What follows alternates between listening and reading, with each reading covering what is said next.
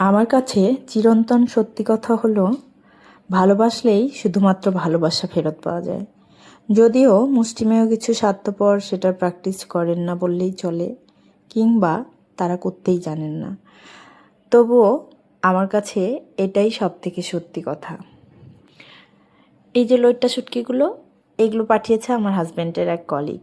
এগুলো কি শুধুমাত্র গিফট?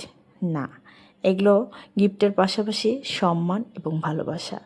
আর এই লইট্টা শুটকিগুলো দিয়েই আজকে আমি রান্না করব লাল শাক। লাল শাক দিয়ে লইট্টা শুটকি একটু কেমন লাগতেছে না? আসলেই তাই। আমিও ট্রাই করেছি যে দেখি কেমন লাগে, বাট এত লোভনীয় আর মজার এই খাবারটা আপনারা না বানিয়ে খেলে কোনো দিনও বুঝতে পারবেন না। আর যে কোনো শুটকি আইটেম রান্নার সময় কিন্তু খুব ভালো করে আমরা ধুয়ে নিই। আপনারাও নেন, আমি জানি। খুব ভালো করে সিদ্ধ করে নেওয়া লইট্টা শুটকিগুলোকে পরিষ্কার করে আমি একটু থেতো করে নিয়েছি। এরপর তেলে দিয়ে কিছুক্ষণ ভেজে নিয়ে অ্যাড করেছি হলুদ এবং লবণ। তারপর আবার কিছুক্ষণ ভেজে নিয়েছি। এরপর অ্যাড করেছি পেঁয়াজ এবং রসুন, কাঁচামরিচ থেতো। এই হচ্ছে এই রেসিপির মশলা। এছাড়া আর কিচ্ছু লাগবে না, কেননা শুটকির ফ্লেভারই একাই 100।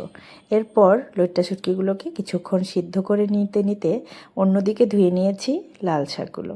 যেহেতু শাকে একটু বালু থাকার চান্স থাকে, তাই খুব ভালো করে ধুয়ে নেওয়া শাকগুলোকে এরপর কষে আসা শুটকিগুলোর মাঝে দিয়ে দিয়েছি। যখন শুটকি আর শাক একসঙ্গে কষাচ্ছিলাম, পুরো বাসায় একটা অসম্ভব রকমের সুন্দর ঘ্রাণ ছড়িয়ে গিয়েছিল। মনে হচ্ছিল তখনই 1 প্লেট ভাত নিয়ে খেয়ে ফেলি।